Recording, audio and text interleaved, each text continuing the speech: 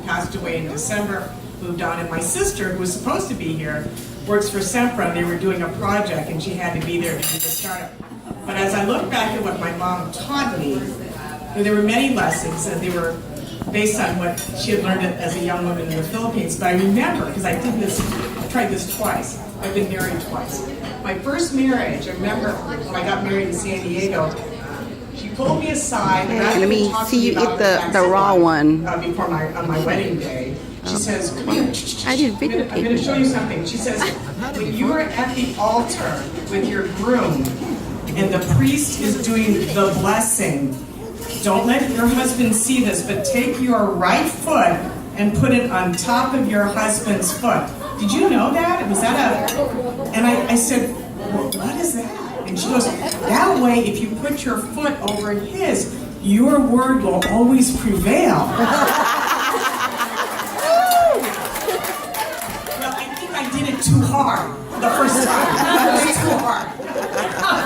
So I had to move on. So when I remarried 5 years ago, I shared that with my husband. He's like, you're not putting your foot near mine. You're not doing that. So we just, I tried to do that, but he wouldn't let me do that. So there were all these little things that she told me about. But one of the things that my friends told me about Mother's Day last week was a very wise friend of mine said that you really don't grow up until your mother dies. And I thought, whoa, that's really deep, because who else knows you as intimately and carried you as your mother? Who else will call you and go, did you arrive?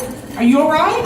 Or are you wearing your sweater? Or are you, it's like, that's really your mother, unless it's your sister.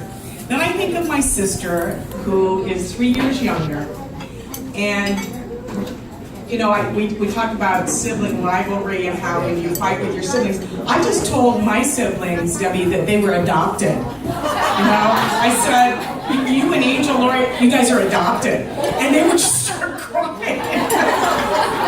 I don't know, you guys are adopted, too bad. That's what I tell you, Auntie Deb. We found you somewhere. I was a real job. So she and I were always partners in crime as we were growing up. And I think what brought us together was really as my mother got older and struggled with age. Tell your Uncle Ed he was a girl. Doesn't look like a girl. To share that. And I think that's a bond we carry, because Jen, I like you, who's closer, other than mother, is your sister. You have that bond, but also it's the heart bond that you share, and the experiences in growing up and all the phases in your life that they bear witness to, like bringing them on your dates or things that you realize that as you mature.